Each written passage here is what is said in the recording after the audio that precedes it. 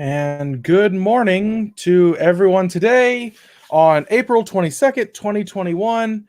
Happy Earth Day. This is episode 10 titled A Tree Tracker, Inertia, and Open Source. I'm your host, Mason Egger, and these are my co-hosts, Matt and Chris. Hello, hello. Hello, everybody. Yes, Big episode number 10. And we all... 10, yeah. And if we drop off, it's because the internet doesn't seem to be working in the continental US. So it's fine. I'll hold it together. Yes, we're depending on you. Okay, so in theme with our Earth Day theme today, what's your favorite thing to do outdoors? Ooh, I mean, I've been thinking about this because it's been in the dock for a few days. I still can't decide. I honestly think just going for a walk, like just a nice hike out in the middle of nowhere. Okay. Yeah, I think that's got to be it for me too. Like, I used to do a lot of hikes. I recently just got into skiing, and I am enjoying that. I'm not very good, but I am enjoying it. I've never done skiing. I know my little brother's done it, and I wish I had been there for the first time because I just wanted to sit there and watch him fall. But I like kayaking. I kayak a lot. I've traveled all over like the state of Texas to find little rivers and stuff to kayak. The picture behind me that you can't really see was actually a gift from I can't point in the camera. Was a picture was a gift from my manager, and it's actually a like waterway map of Texas, and it shows like all of the natural waterways in Texas. And I can say that I've kayaked quite a few of them, to be honest. And so that's what I like doing. It's like a hike in nature, except I get to sit down. I like that. It's a great way. Yeah. It's like a hike in nature, but I get to fall. It's skiing. Yeah. I like standing. I'm not like you. I do the standing bit of walking. Fair. Hey, everybody in chat. Yeah, Diodon on the YouTube side, Paulina, Ali on the LinkedIn side. Welcome, everybody. Thanks so much for joining. Feel free to say hey in chat. We love that. But yeah, looking forward to number 10. Yeah, it's hard to believe we've been doing it this long, and then as soon as we know it, it's gonna be number 100, and we're all gonna have like huge gray beards and be that's tired. when I believe Matt said he would show his face. Yeah, I think we did say that. Yeah, I think it's a long way away. I think we can totally do 90 more episodes just to be able to see a flash of Matt. We can try. Yeah. Anyone else have any more in chat? Have any favorite activities? And Paulina says enjoys walking near any type of water. I do enjoy that. I enjoy the sounds. I enjoy the sounds of nature, especially at nighttime. Like I grew up kind of in the rural area, and like listening to like the crickets and the frogs and everything. It's really soothing. Mm-hmm. Yeah, I quite often leave the window open in the evenings. It's just nice to hear the outside world. Yes. Are you like in a city, Matt, or are you kind of like more rural? More rural, like a medium-sized village. So there is a road out the back. You do get cars, but you also get some animal noises. Nice. That's nice. We're gonna have to visit Matt's medium-sized village at some point. I've never been to the UK, so I'll have to do, or other than like being inside the Heathrow airport, which I don't think counts. No, that's because we don't even get like a stamp like in my passport book. Presumably you stay airside, yeah. Yeah, I was like, I technically did not land in the UK. I landed in some magical spot that doesn't exist. Yeah, international territory. Yeah. Oh my goodness. But also, I mean, like Heathrow is just the world's largest concrete jungle, so it is. I had to transfer terminals, and that was terrifying.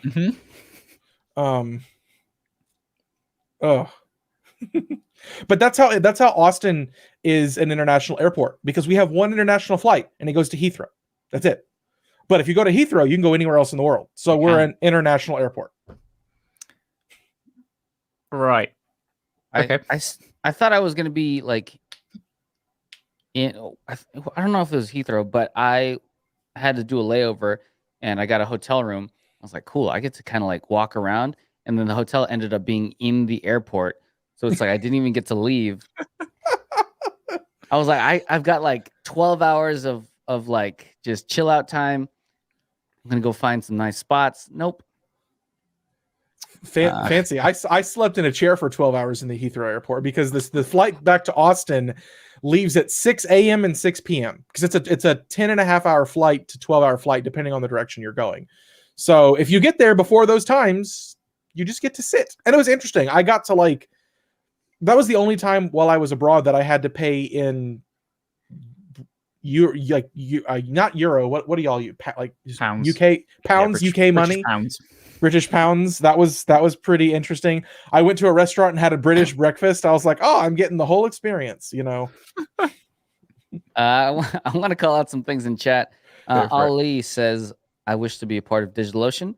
Well, we have a careers page where we have actually a ton of jobs open right now. So please check that out. Drop a link sometime. do.co/careers. /jobs works too. Cool. It's less typing. What's up? Diodon from Congo. What's up? Samantha says stand-up paddleboard and hanging out with sea otters. I got to meet sea otters for the first time in Peru, and they are so cool. They like sit on their back and they like eat their food and they just like cruise. I've never seen them. Apparently, there are some parts of Texas that have wild river otters, but I've never seen them. They're apparently pretty rare. I feel so like unnatured. I don't think I've ever seen a sea otter. Ever.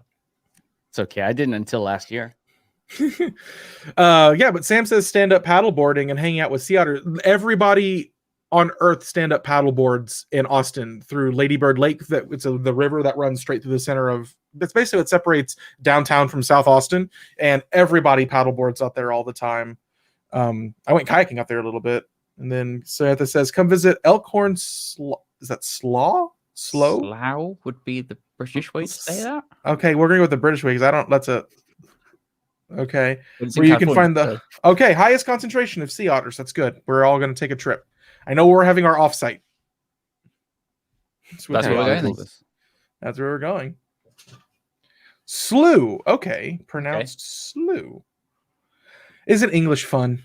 Yeah, wonderful language. Not okay, right around San Jose, San Francisco area. Awesome. Lovely.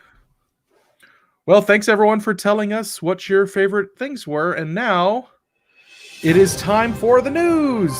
Now we're going to move on to News Flash, the portion of our show where we talk about recent headlines and tech news, space news, because Matt usually writes this and there's always something about space in there.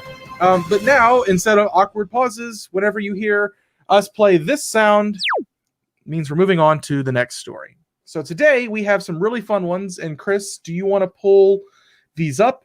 You know, these stories come out from the wonderful world of Earth.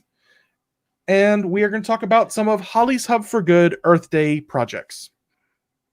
Yes.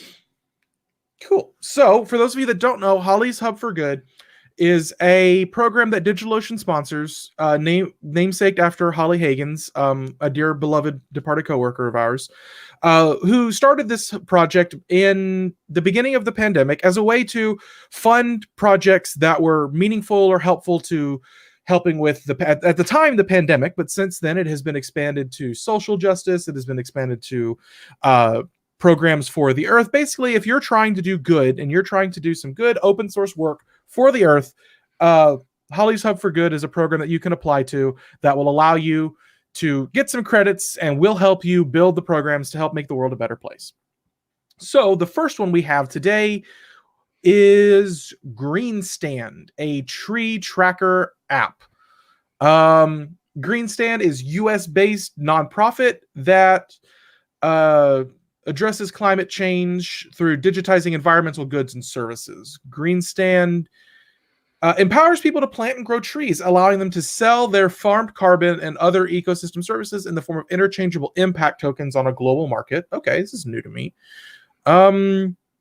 Yeah, data-driven for shifting the focus from simply planting trees to growing diverse forests. We value the process of growing trees by verifying the incremental growth of each tree. Okay, so it basically makes sure that we're not just everyone's planting the same tree, we're kind of doing some expanded stuff. And it's used just running on Droplet. Sweet. I love it. I love Like- data. World's largest co-garden.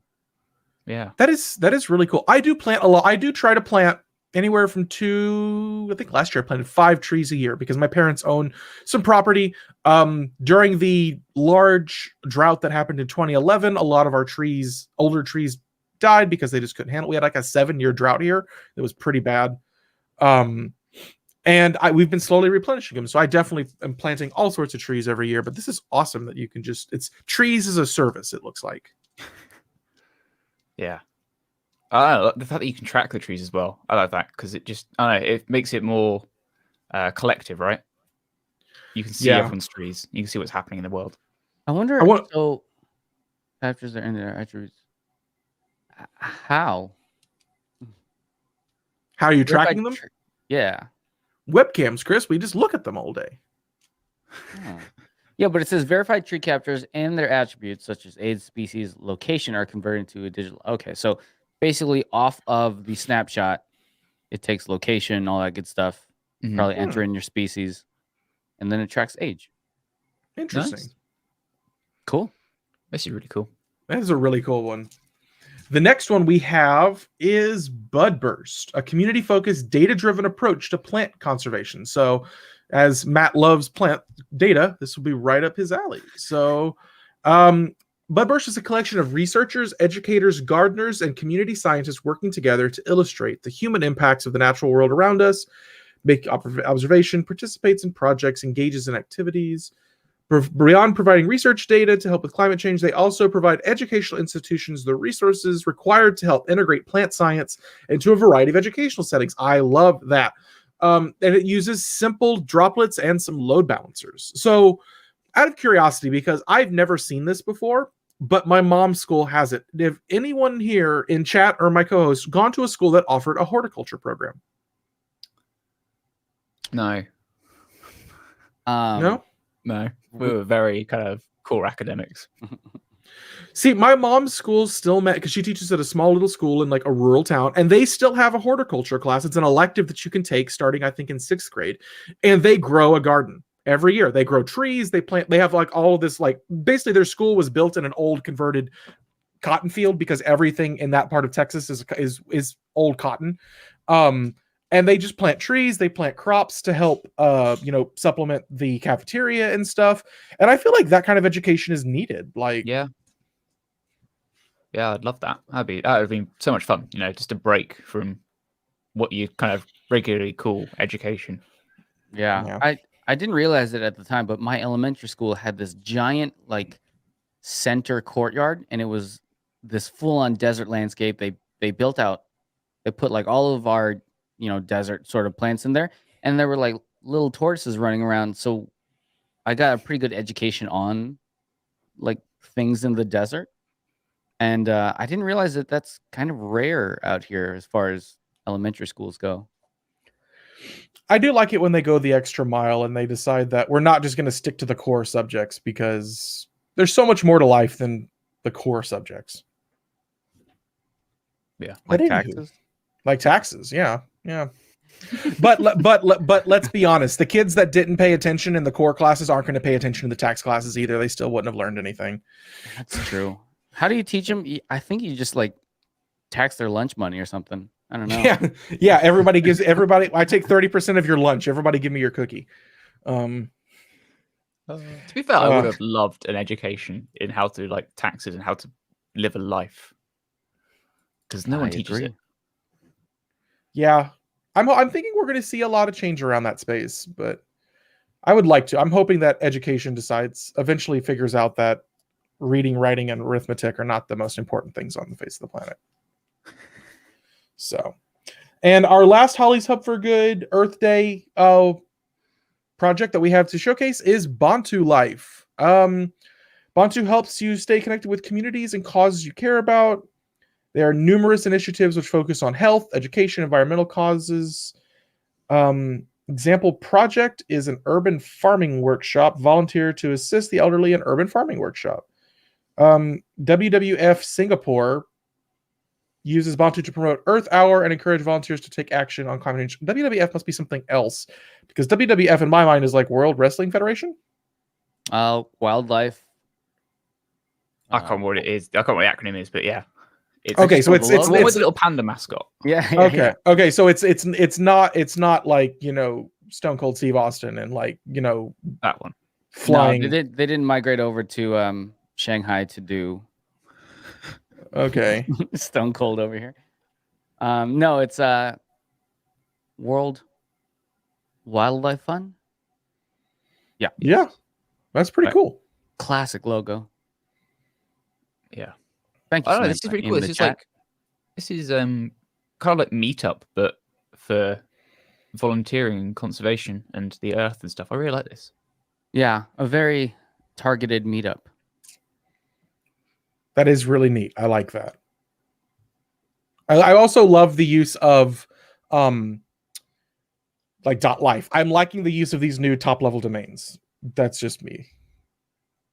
I like them. They're just very confusing. They are, but you know, hopefully they won't be in the future. Yeah. Okay, well, that's what we have today for our Earth Day segment. So now let's get into a little bit of the tech news really quickly. So this first one comes out of the land of JavaScript. Node.js 16.0.0 was released. It comes with V8 engine updated to remove version 9 with regex indices support. Python 2 support has been removed. Apple Silicon binary is shipped out of the box. I know this has been a big one for a lot of open source projects to really quickly have to support Apple Silicon. And Timers Promises API is now stable.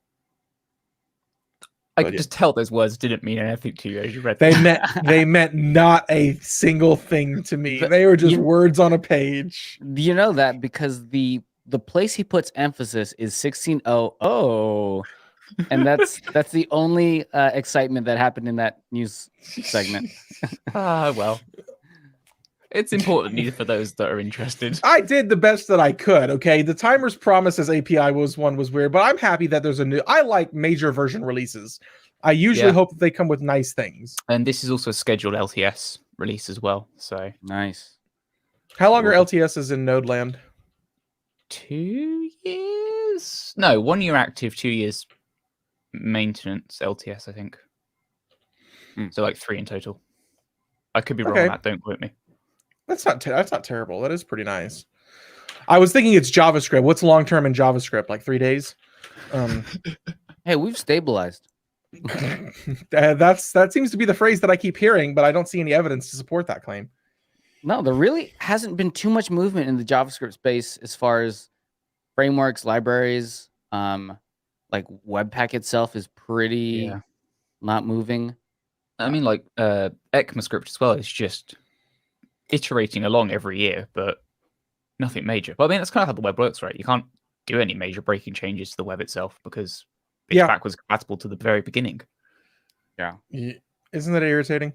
Think of the progress we could make if we were just like, no, this doesn't work anymore. I mean, I'm very excited for WASM. Yeah. I think that'll be a pretty big move. Green Jordan in chat asks, what are you doing? We're going through some tech news very quickly. Yeah. All right, quickly. Let's quickly to the next one. Okay, Grafana, Loki, and Tempo will be relicensed to AGPL3. The relicensing of the core components of Grafana Loki, and Grafana Tempo from the Apache license 2.0 to the Affero General Public license AGPL version 3. It is a much more restrictive license, and that's all I have to say about that. Yeah, I think the other thing to note as well is a lot of the plugins and kind of code adjacent to Grafana's core is still remaining Apache license. It's just the core products that will become AGPL. Okay. Gotcha. We'll see how this pans out. Yeah. Our next and our last story today is from, of course, another planet, because that's what Matt keeps putting in the news for me to read. So NASA's Ingenuity helicopter succeeds in its first historical flight. An earlier software bug has been patched, allowing for the flight. sustained a 3-meter hover for 30 seconds. Man, this is like the Wright brothers plane. Yeah, I mean, it is. It's the Wright brothers moment. It's the first time we've flown a new vehicle on a different planet. It is. It's just funny that I thought we'd get more than 9 feet for 30 seconds, but that's just me. And it took off and landed without any issues, which is pretty awesome. I'm looking forward to whatever crazy stuff it brings back from Mars with us. No, I think I saw on my timeline this morning they had a second flight that succeeded overnight, but I didn't have time to read into it. Is this the one that needed the patch? Yes, this is the one that we had remote patched from Mars. Yeah. Okay. Are there any details on how they do that? Not yet. It'll come out later. All right. Awesome. Cool. And now, there we go. And now it's time for another game of True or False. In this game, I will present my co-hosts and all of you with 10 statements regarding any topic even remotely associated with tech, because this gets harder and harder every week. We're eventually going to get into physics and chemistry. And they have to tell me if the statement is true or false. And this game is audience participatory. Go to kahoot.it and type in the game pin 8993189 for your ability to be able to play and see yourself on our leaderboard. So Matt has joined. Everyone in the chat, come join us. Go to kahoot.it and the code is 8993189. I don't know. I'm looking forward to a chemistry one. I'm going to have to start pulling facts from other areas. So it's fine. If the news doesn't stay on topic to tech stuff, nor does this quiz. We can do whatever we want. Yeah, I think it is nice to do STEM stuff. Who knows where we'll go? Maybe we'll get into like movie trivia. I don't know. Like every week it takes me a little bit longer to write this. So that's so much fun though. It is. It's a fun game. We're waiting on Chris to join. And everyone else, we got some people coming in. Joe, Chris, IPv10. Is that you, Chris? Oh my god. Take that, Matt. What a name. Oh my goodness. Okay, we're going to give it another 10 seconds and then we're going to start the game. So if you want in, 5 seconds. Jelly Donuts, Britt, Joe, Matt, Dracnet. Going. Oh, I'll give you 5 more. Are we going to get one more? And we're going. Here we go with Kahoot at True or False. Let me pull up my little stuff to make sure I have the right data. And here we go. 3, 2, 1. We need to delay ourselves. Oh, yeah. Y'all need to delay yourselves at least a second. Greater than 80% of Americans own a smartphone. Yeah, is this true? Tough one. I'll note the wording has changed from last week. It's no longer exactly 80%. We're back to greater than 80%. So I feel like it gives you a little bit easier. Well, I think I feel like it makes it harder on you, but it's easier. And the answer is true because 81% of Americans own a smartphone and 96% own a cell phone of any kind, which makes me wonder how many flip phones there have to still be out there for that to be a true. That's an insane number. Somebody out there is still pulling out that Nokia, that brick. Okay, next question. Oh, actually, we have to see the points. Matt, doing well. Next question. True or false? In 1984, less than 5% of American homes owned a compute. And by compute, I mean computer, but I can't type. Droplets? Yeah, Kubernetes. In 1984, we had 5% Kubernetes cluster population. And what do we got? This is false. Actually, in 1984, 8.2% of American homes owned a computer. And I feel like, that's a large number considering what was on the market at the time, like the Apple Lisa and stuff. Yeah, I was thinking like in the UK, it would have been like the Sinclair computers, the ZX80, ZX81. Yeah. Spectrum would have just come out, I think. Yeah, it's... Whew. I love how Matt was like, oh, wow, and still got it right. Look, I'm going to have to slow myself down a bit more clearly. Okay. And here we go for our next one. As of August 2020, greater than 25% of online viewers spent more than 10 hours streaming video every week on a weekly basis. I was going to say daily.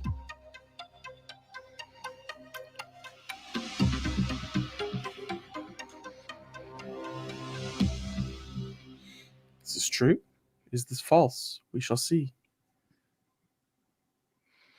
I love how I keep this was true, and everyone got it because nobody. Okay, well, we don't even have to explain that one because everyone got it. I want to see the trend line from like year to year. Yeah. Okay, Matt's still doing a good job. Oh, Joe's catching up with me. Yep. Next one. Netflix was founded in the 21st century. Is this true or is this false? 21st century is 2000 or later.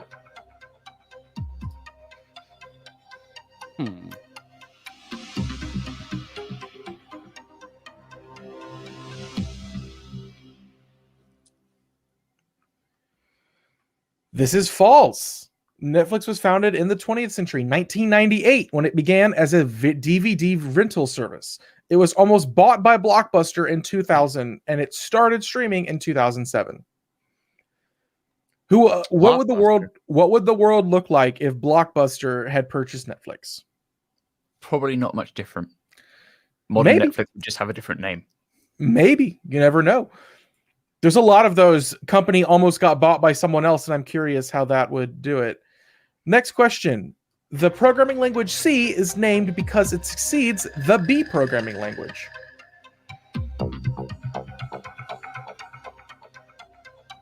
Does that mean there was an A language as well? I don't know. It might.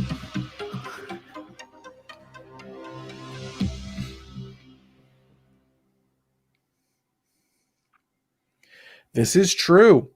B was developed in B Labs circa 1969 by the same duo that created C, Ken Thompson and Dennis Ritchie. However, it was a typeless language and designed for recursive, non-numeric, machine-independent applications such as system and language software. The typeless nature was seen as a disadvantage, which led to the development of C. Oh, so who would have thought that typeless would be a thing? Like, okay, Matt, you're winning all 5. I don't know how I've done this. I'm just guessing. Clicking all the truths. More than 50% of high schools in America provide computer science education. Is this true or is this false? Does Visual Basic count as computer science? It does. Yes, it does. I'm not gonna. My high school teacher still teaches VB as the first language in the first course. Now there's a whole 5-year program that she has, but VB is still taught. And this is false. Only 47% of high schools in the United States teach computer science, although 90% of parents want their child exposed to the curriculum. There are 10% of parents that don't want their child to have a CS education. They're the ones that didn't have. They're the ones that rocked the Nokia phone, so they didn't get the survey. Probably that might be what's going on. Okay. Next one. Women who try AP Computer Science in high school are 10 times more likely to major in it. Than what? To major in computer science just in general. Oh, than anything else. Yeah, there is no than. It just are more times likely to major in computer science. We only had boring AP classes like history. I was the very first AP Computer Science course at my high school. The very first year they offered it was the year that I started computer science. That's pretty cool. Okay, good. I'm glad that everyone finds this is true. Yes. Because like I do a lot of like volunteer education work and stuff, and diversity and inclusion work really does come in. Like there's proven research that if you want more women in computer science, you have to get it to them earlier and earlier in the public education system. Trying to fix the problem by the time they've reached college or later is really difficult. Yeah. So it's actually some really cool. A lot of people too. Most people that don't get exposed to it, but I do like seeing all of these career changes from people that are like 25 or older, or 30 or older. The tech career change movement is fascinating, and I love talking about it. I love that our industry allows that, because like I can't change careers and go become a chemist without another bachelor's degree. So but anyone can. That's the biggest that's the biggest misconception, I think, is like if you pick a career when you're 22, you stick with that until you're nope, not at all. Not at all. I had a person that I knew from high school that she was on her 3rd career. Every decade, she changed careers. She got tired. She went back to some sort of school, community college or something, and started over from scratch every 10 years of her life. Amazing. Yeah. That sounds quite fun, but also really stressful. Yeah. Now, she did kind of focus. Okay, Plumber Man was the original name of the video game character of Mario. Okay, sorry. We got off on a tangent. Plumber Man was the original name of the video game character Mario. Is this true or is this false? Right up Imagine if that's Superman. stuck. Plumber Man and Luigi. This is false. The original name of Mario was Jumpman because he had to leap over obstacles. There'll be some more Mario trivia in our next question. Oh, Matt, Joe's catching up to you. Uh-oh. Go, Joe. True or false? Ask you The wrong. first game in which Mario appears is Super Mario Brothers.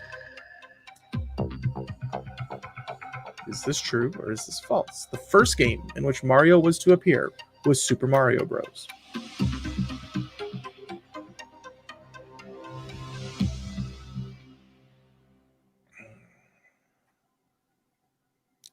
This is false. The first game in which Mario appeared was Donkey Kong. And it was an arcade game, and it is what brought back Nintendo after the large video game crash after Atari crashed the market in the late 80s, in the late 70s, early 80s. Mario originally appeared in the game Donkey Kong. Mario had to jump over barrels and climb ladders to rescue the princess from Donkey Kong. And actually, it wasn't even Mario then; it was Jumpman. That's where the name Jumpman came from. Okay, last one. There's a really good book called No one moved in the leaderboard at all. Wow, I don't think I've ever seen that. There's a really cool book called Console Wars. And if you have 60 hours and want to listen to the audiobook, it's video game history is fascinating, especially console history. Okay, last question. In JavaScript, nan is a number. I love this one. In JavaScript, nan is a number. Is this true? Is not a number a number? I think I hate the answer to this. This is true. If you run type of nan in JavaScript, it will return number. If you've never seen Gary Bernhardt's WAT video, Yeah. about JavaScript, it is it's pretty good. There's also some other fun oddities with nan. Like, nan is not equal to nan. Yes, that's another one. Nan is not equal to nan. Oh my god, I'm looking forward to starting to put some of these like little programming language questions in here. So We could do a whole quiz on just JavaScript equality because we could. that is a master art. That One of is my most an popular option. talks is it's called JavaScript is Weird. I like JavaScript, and I just go through all of the weirdness. But I learned so much making that talk of all the things that don't make sense. Oh, I didn't. I'm sorry. I didn't even show you who the podium was. I'm bad at what I do. Dracnet number 3 with 6 out of 10. Matt number 6 out of 10. Is it Joe? Did Joe come back up? Joe! Hey. Woo! Joe came out of nowhere to beat him up. Jelly Donut and Always- I can't say that last 6 one. out of 10. All of them 6 out of 10. Good. As long as nobody's 10 out of 10ing this, I feel like I've done my job. So, because I'm that teacher that doesn't want anybody to. Well, I don't mind if people get 100, but with this kind of stuff, I don't want you getting 100. So, okay, well, that's all we have today for true or false. Next, with that sound, means it's lightning tutorial time. This week, it is Chris's turn to give us a demo on Inertia.js. So, Chris, take it away. All right. Hey, everybody. So we just did a tech talk. When was that? On Tuesday, about a tool called Inertia.js, and I think it's really, really fun. So I thought, you know what? Let's do a quick lightning tutorial on it and kind of show you what Inertia.js is about. And if you want the full version of this, it is going to live on our DigitalOcean YouTube channel. So it should be down below if you just search for it. But the cool thing about Inertia and tools like Inertia are that they help you build applications, full stack apps, and let you not write an API, which I think is fantastic. Tools like Inertia are Laravel Tailwind or Laravel Livewire. Blitz.js is also something on the JavaScript side. And to go through a quick tutorial, so Inertia, you use it with Laravel and use it with a front-end framework like Vue, React, Svelte. In today's tutorial, we will be using Vue. So what I want to do here is, if we go over here, I'm going to run my dev server real quick. Let that do its thing. Okay. So this is the homepage of a Laravel application, but I want to show you what's super cool about this. And if you know Laravel, if you know Inertia, shout out in the comments and say hey, and tell me why you like it. But if I go to web.php, which is our routes file, you can see that. There we go. You can see that this is the homepage, and it returns an Inertia home component. And this home component, if you are used to Laravel, you might think this is probably a blade file. But if you go here into your files, this is actually, yo, Bobby, Miracle, what's up? If you go into resources, JavaScript, pages, and the home.view right here, this is the home page, and it's actually a Vue component. So if you are used to Vue and you like Laravel on the back end, this Inertia is a really, really cool tool because now you can write your front end in Vue. You don't have to use Laravel's blade. That's really cool. Yeah. And it's a single file component. So like Inertia is doing all the translation for you. Yes. So the cool thing about this is, and I would love to see more tools like this on more frameworks, but basically, let's say I have this route for the homepage. You go route get about page.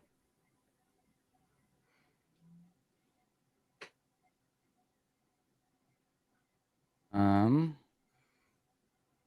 now we're returning the about page. And if I open about view right here, this is the about page. And I am going to link the two by putting a link in the home page right here. Go to the about page. And we're going to say about. So this is an Inertia link. So if I go back to our application right here, there is a little about link. And if I click it, our page goes and navigates without a page reload. So it kind of feels like a JavaScript single page app now, a JavaScript spa, they say. But powered by PHP. But powered by PHP. Yeah, so all of the routing is done on the back end. So if you are using like JavaScript frameworks, routing is kind of annoying to build that in. Like Vue has its own router, but the cool thing about Inertia is that if you go into your network tab right here and you go home, Inertia will actually do the Ajax call to go get the next page. On the back end side, Laravel will return your next page as a JSON object. This is really What's that, cool. Matt? That's like a component, a Vue component by the looks of it. Yeah, so it gives you a Vue component, and then Vue on the front end just says, I'll just replace all the stuff that I need to, and now you get this like modern single page app feel. So if you want to get data into it, like I can go here, we can say, here's the home page. I can pass in a message. Congrats, Joe, on your win. So now your back end is the one giving data over to your front end. And then if you go to your front end, Vue doesn't really care where it comes from. It just knows that, hey, I'm going to get a message, which is a string. Now you can use that up here as you would in Vue. And then if we go over here, refresh this, there's our message. So the amazing thing about this is that if I wanted to do this on a normal Vue application, I would have to go over here and say methods, get data and then it would have to do a fetch to the backend, right? And this would probably be like API/message or something like that. And then you'd have to do all that, and then you have to say, okay, only do that on mounted, and then it would be like this.get data. So you would have to do this, like all this code to do API calls and go get the data from an API, return it back to your front end, and then on your back end, you'd have to like create the API message, and then you have to like do all that stuff. So there's like this layer that you're writing, and Inertia gets rid of that. This is really cool. I was really curious to look at the source. I'm like, I don't know. I'm really interested in how they make Vue work in PHP. Yeah. So I mean, essentially, it still runs the same way what I just showed, as far as like front end loads, front end does the API call, back end returns JSON data. But Inertia itself is just, they call it just like a routing library. But if you're looking for, I don't know, I just love this stack of tools where you don't have to write the API layer because it's all the exact same. You're fetch this, fetch that, you know? Yeah. So if you're looking for other tools like this, Laravel Livewire, this does the same thing, but the templating is with Laravel Blade. So if you like Laravel's Blade, use Livewire. If you like writing your front end in JavaScript, use Inertia.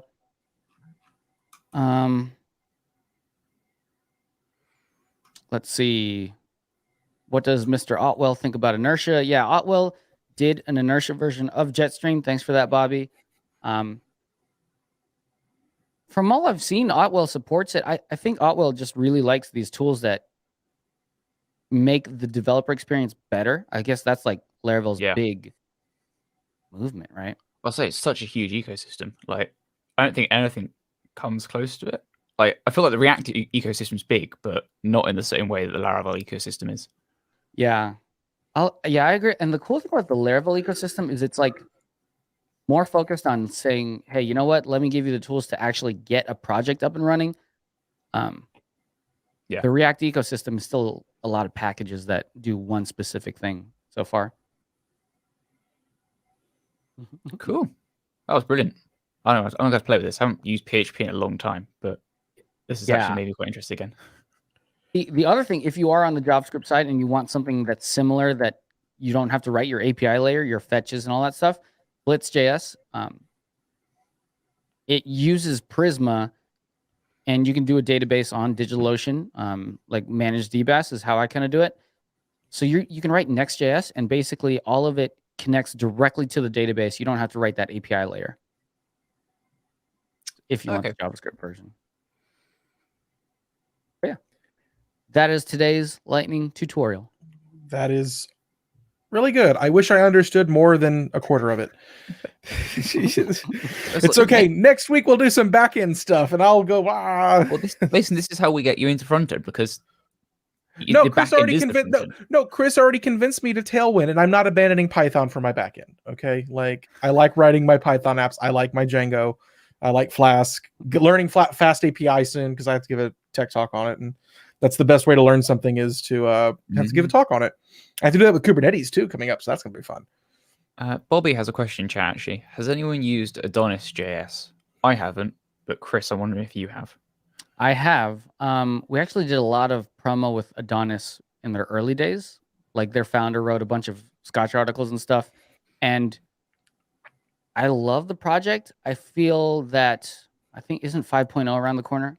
I have always been looking for like a Node JavaScript equivalent that can do what the Laravel ecosystem has done. But Laravel has such a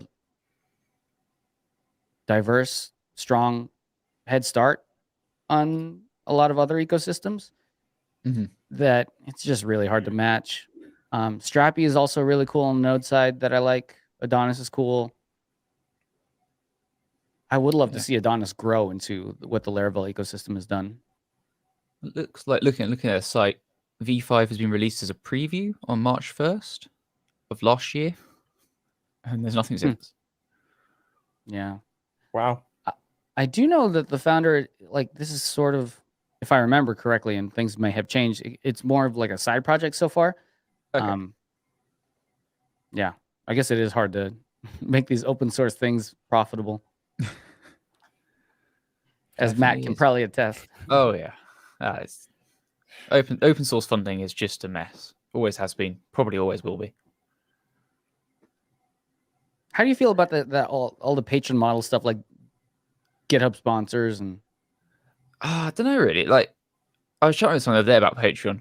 I was when it like had its heyday a couple of years ago and everyone was talking about it. I was really on the fence. I was like, either this is going to become really stable or it's going to flop in a year's time. And you know what? They're still here. I still have regular income from Patreon. So I don't know. I think it's good. Well, good for Like- you. Huh? All right, I got to go find your Patreon then. I gotta go start a Patreon. Like I know GitHub sponsors, again, it's great. I think it gets even closer to the open source community. And it's definitely catered better to that community as opposed to just content creators in general. So yeah, I don't know. I'm really excited by them. I think it's a great idea. It's better than nothing, so Cool. Okay, so for our next segment, it's the second time we're doing this segment called Wheels of Misfortune. In this segment, my co-host and I are going to spin the wheels of architecture and misfortune, and it's going to dictate what kind of application we're going to build, what challenges we're going to face from the start. We also added a twist to this now, where we're going to do this in a set time limit, which we will discuss once we get to the end. So, are we ready to design some really interesting code using random number generators? no, but yes. Okay, here we No, go but for yes. spin number 1. We are going to be building a membership site that supports 10,000 to 100,000. Oh, I think we need commas. I can't read that. Yeah, I'll fix it later. That's 10,000 to 100,000 people. And the problem that we have going forward, OSS license restrictions. Oh, wow. Thanks, was Random. Well done, Random Will. That's Well very on done, topic. Random Will. Okay, and how many minutes are we going to do this? 2, 3. What do you all Let's do think? 3. 3. We can do 3. Okay, are we ready? Go for it. Here we go. Okay, so what does open source license restriction mean again? Because I don't remember since I wrote that. Well, I think it was just the idea that we can't use we can't remix things. So like, for example, AGPL would be a license we couldn't use really. Oh, okay. I think that was kind of the idea we had with that. I can't remember. We wrote these a while ago. I think it was also that like we had to open source the code, or we had to do it in a weird license. That's a bad one. I'm gonna remove it from the wheel for next week. But let's go with AGPL. Well, let's go with the whole world as AGPL, and we have to write it from scratch. Well, Okay, also, we're writing everything. I do like the idea of open sourcing it. Like, I got a question. I think it was Ricardo in chat asked, like, if you had to build a membership site where everyone got like their own instance that they could install, like, what does that architecture look like? And I've done something similar. The thing that sucks is SSL Yeah. for custom domains. Well, so this is going to sound like a sponsor segment, but I know Cloudflare for SaaS, Cloudflare. Yeah, Cloudflare SSL for SaaS. they've been really pushing it recently, and that will now do SSL just on the fly. Yeah, I got into that beta. I mean, it's what you'd expect. It works. You could do that. One of the other things you could do is like if we did a deploy to app platform button kind of thing, you could have it basically auto join a cluster. So Yeah. you could and then like you would do SSL and certs like that through something like Vault. So you would set up a Vault cluster, and every time somebody started one, it would join and get the certificate. Now that does pose a couple of interesting problems of like, how do you know the person joining is legit? But I don't think it would be that hard to solve. But yeah, we could use Vault for that to auto join. The problem with that though is that off puts all of the price onto the consumer, which Chris and I have been looking at an open source project that requested funding from us this week, and we saw that same problem. So Chris, it's very similar to what we looked at this week. Yeah, I think also the question is how much complexity do you want the consumer to have, and is the consumer like the people that are installing these membership sites, or is the consumer the people joining the membership sites? I guess both. Yeah, you definitely wouldn't want your consumers to have to install their own software, like that seems, and manage their own instance and server. I feel like that's just a recipe for disaster and low adoption. Like how often do I have to install a Facebook, app or like server? So I guess kind of the parallel here would be something like Discourse, for example, which is an open source community, or Forum, which is the one that powers dev.to. Yeah. Yeah. Are those all manual installs for them? I imagine, yes. Yes. I mean, like, for example, I know Dio has a one-click, I think, for at least one, if not both of those. But yeah, like they're just Ruby on Rails applications that you can install yourself and host. Okay, well, that was our 3 minutes. So we got kind of nowhere. We got kind of nowhere, but the goal was for us to not spend.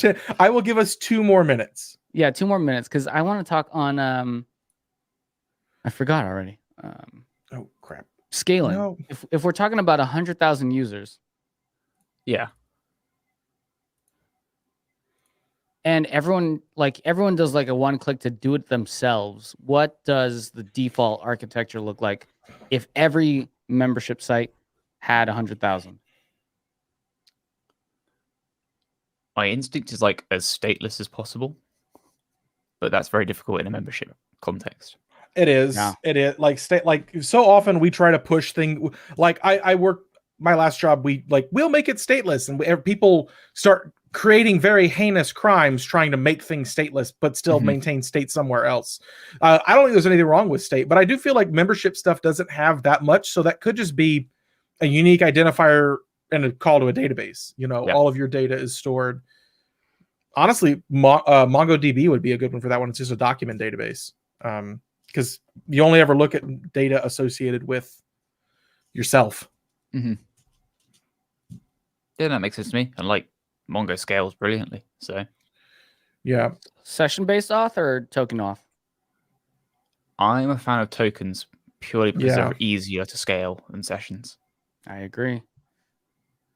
I've never tried to scale a session-based auth. I don't. What challenges do you face with that? I like token auth just because I like token auth. But what challenges do you face in session-based auth scaling? Conventionally, like you would store your sessions in memory, right, in the server.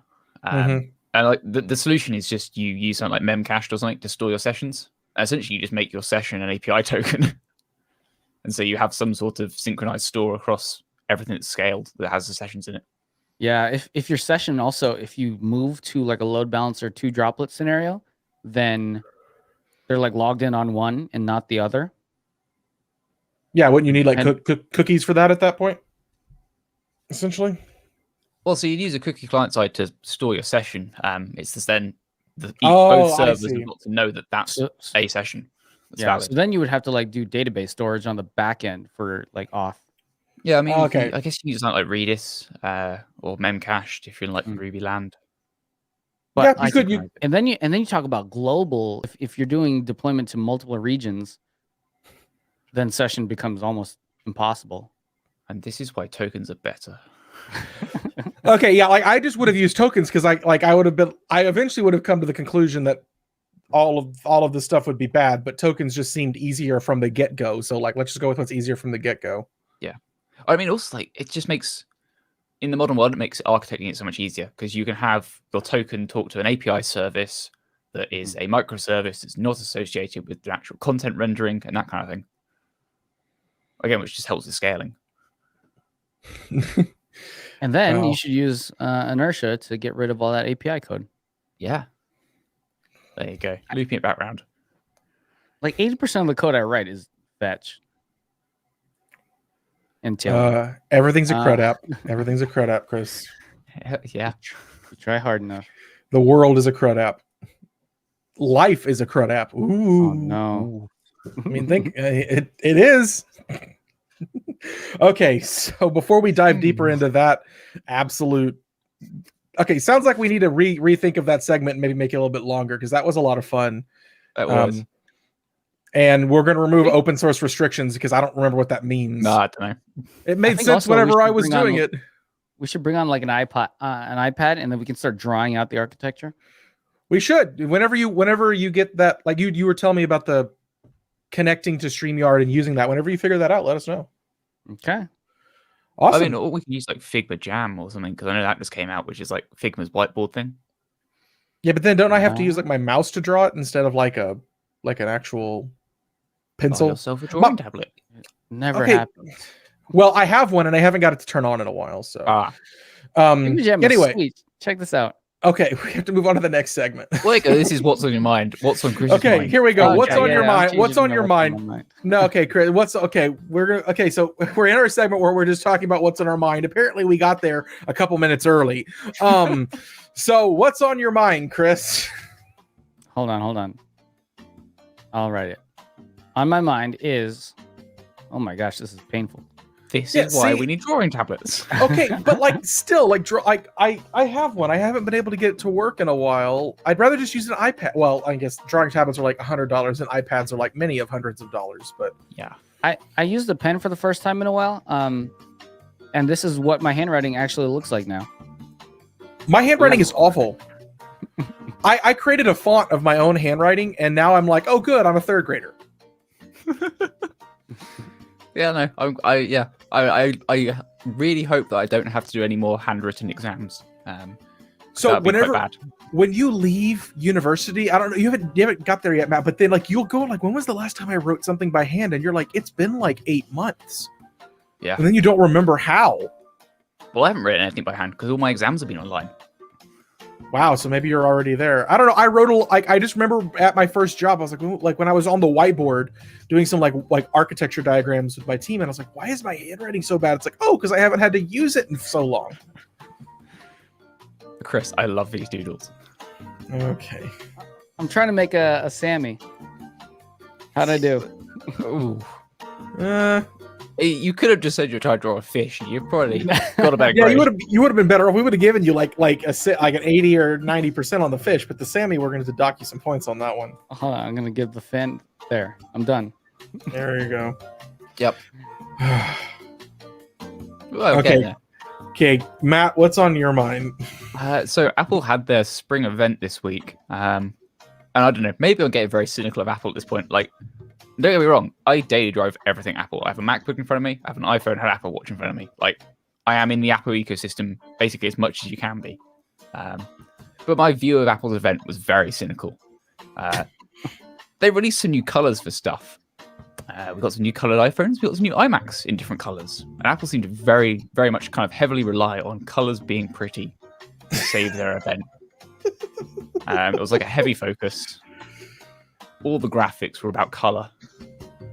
Like, I don't know. I don't see how this is like a major thing. Like, well, then the iMac was, while it was a different color, it's not the same iMac. They basically put a giant iPad on a stand and sold it to you.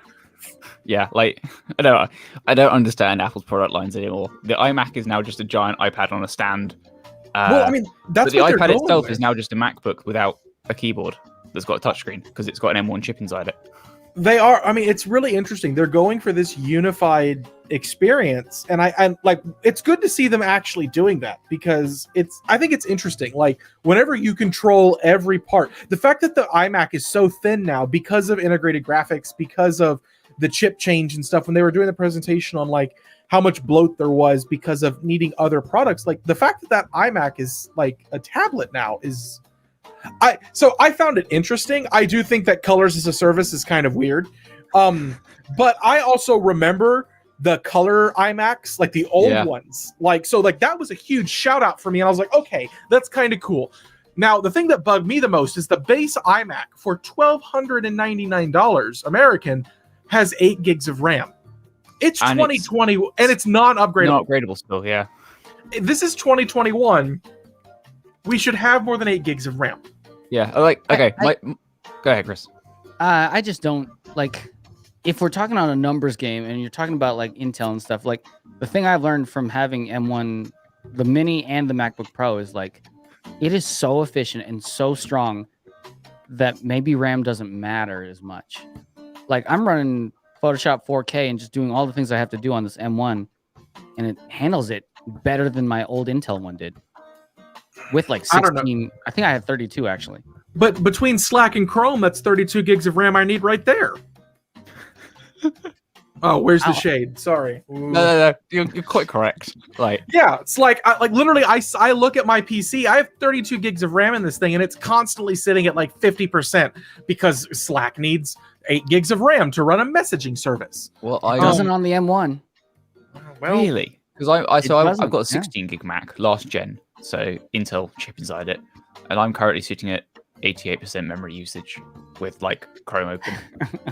I'm telling you right now, it just changes what your expectations are. Like our expectations are very poor for how we think our computers should run.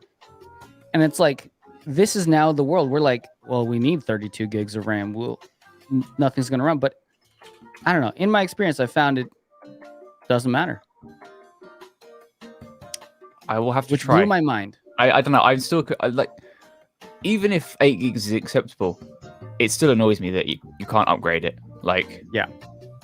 I want at least 16. And anything I buy these days, I want at least 16. I don't care if I need it or not. I want it, and it's not like it's that much more expensive to add it. Not at their scale. I don't know. Be careful. Apple's gonna hear you, and then they're gonna be like, you know what? Let's do it for 1,000 as an upgrade.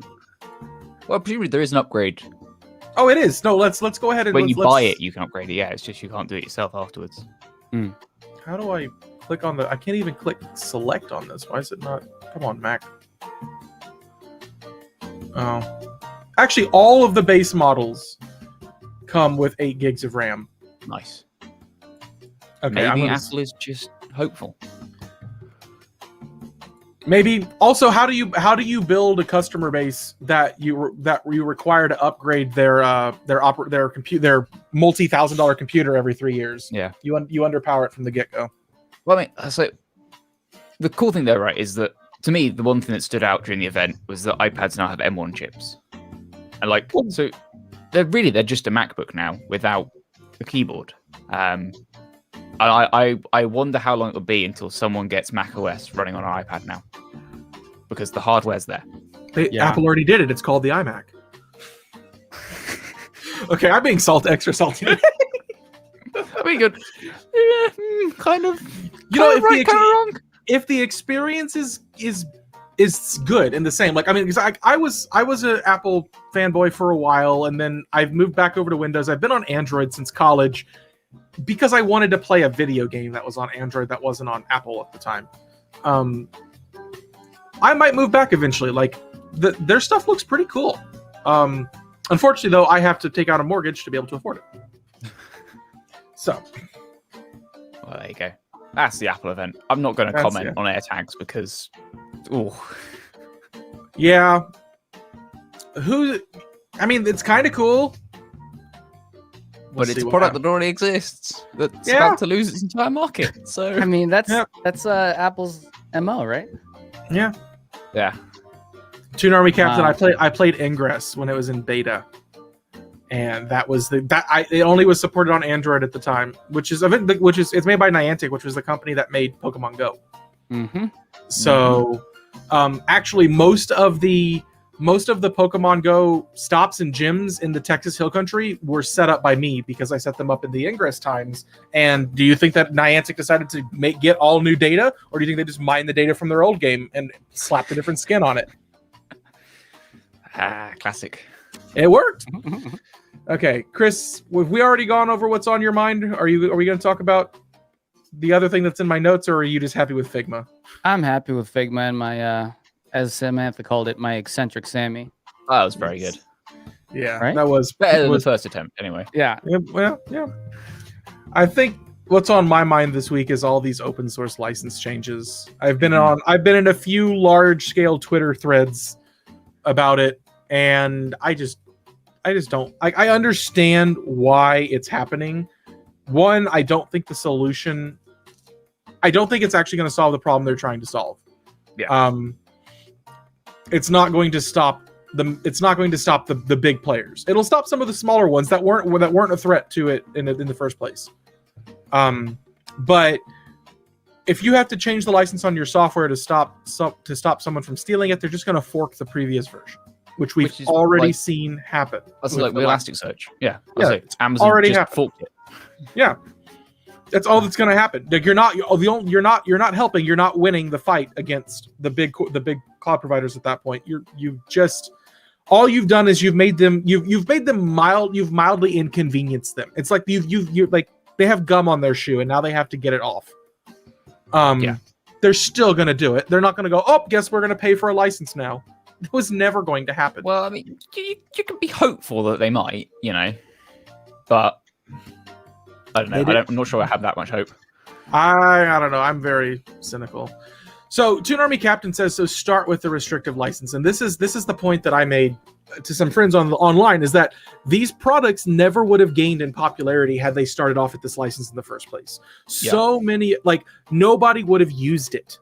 That's the problem. So the reason that they are as popular as they are today is because if they're starting with the more permissive license. The move to a more restrictive license, if they had done it from the get-go, sure, it might have helped. They wouldn't have been used. No one would have used the product.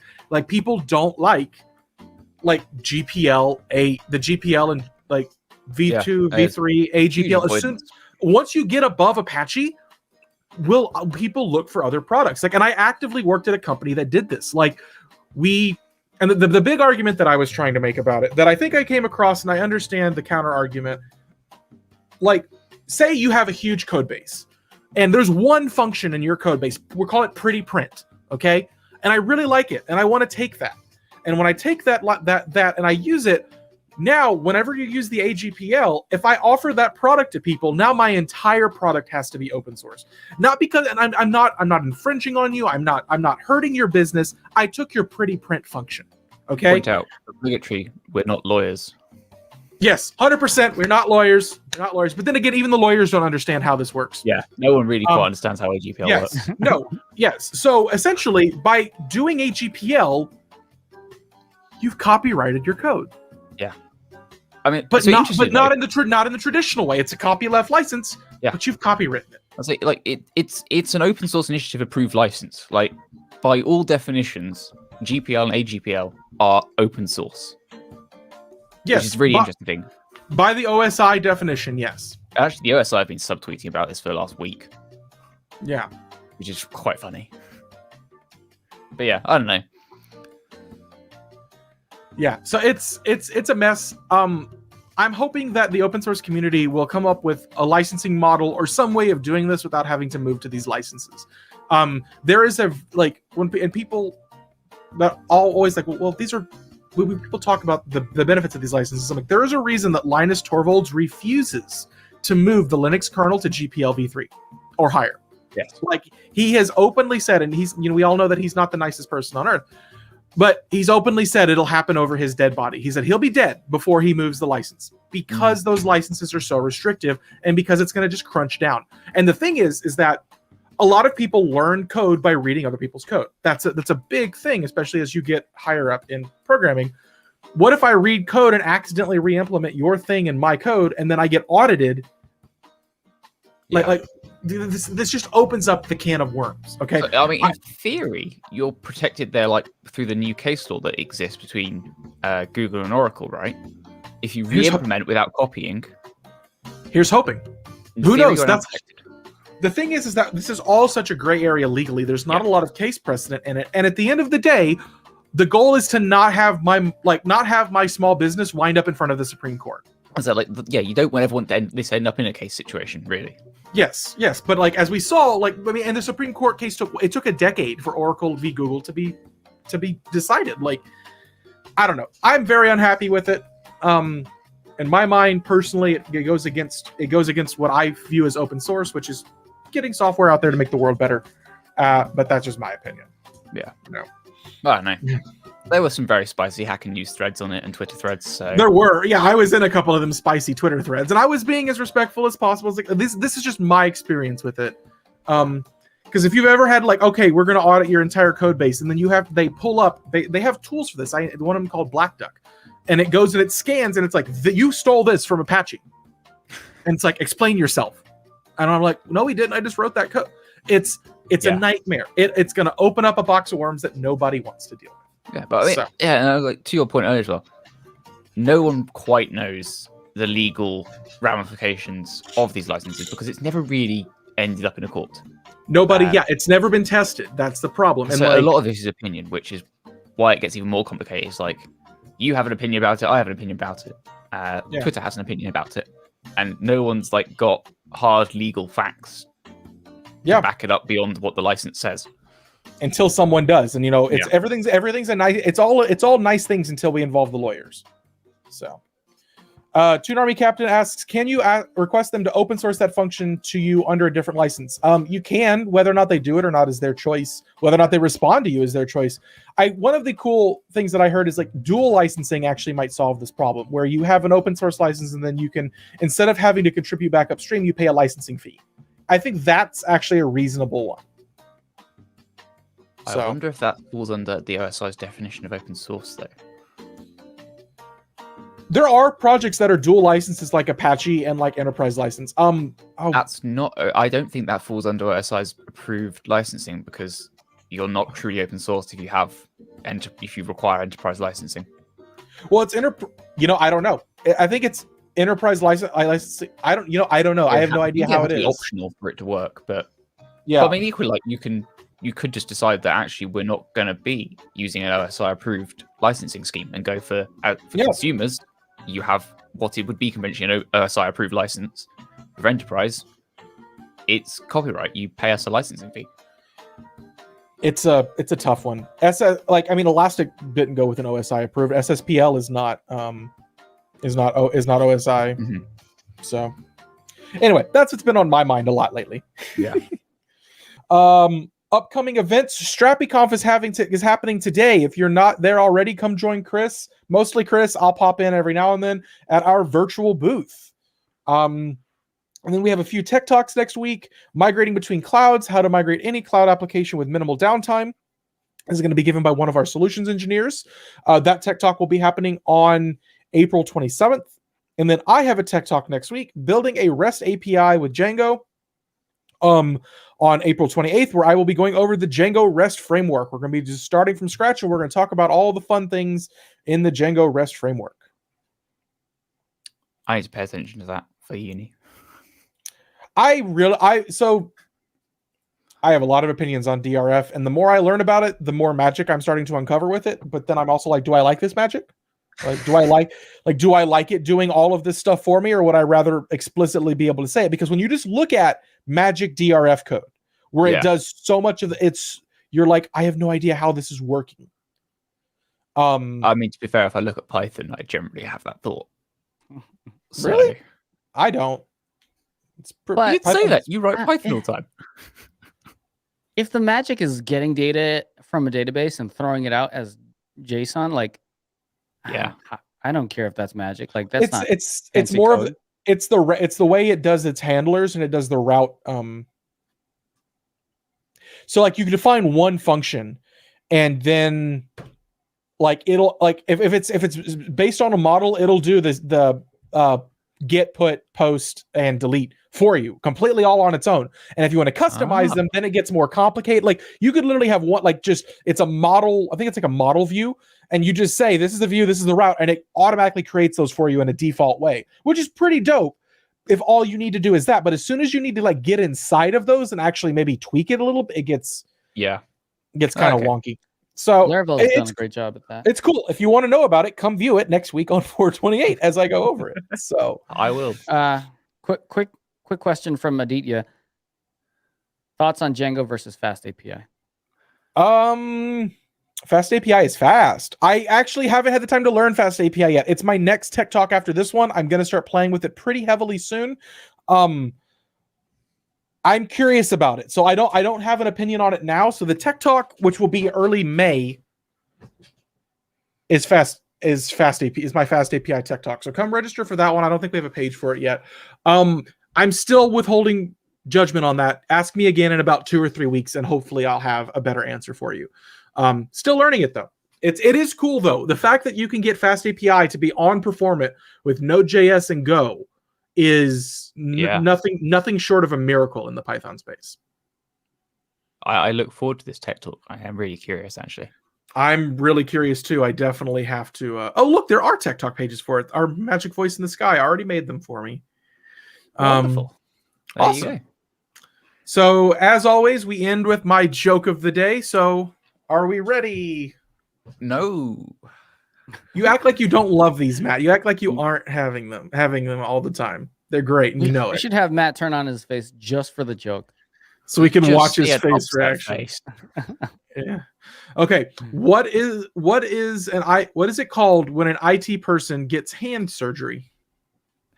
Hand surgery. One day I want to actually guess these and get it right.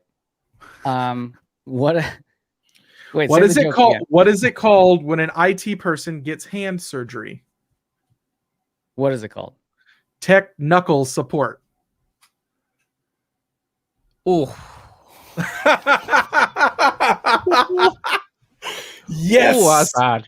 That's good. Those are good dad jokes. They're good. Love it. I think probably the worst we've had so far, if I'm being honest. It's a great joke, Matt. You know it's a great joke. The fact that you say it's the worst means it's the best. Well, yeah, it was great in a really bad way. Yes. Or bad in a really good. I don't know. Whichever way you want to look at it. Yeah. That's a dad joke. Yeah. Oh, it's good.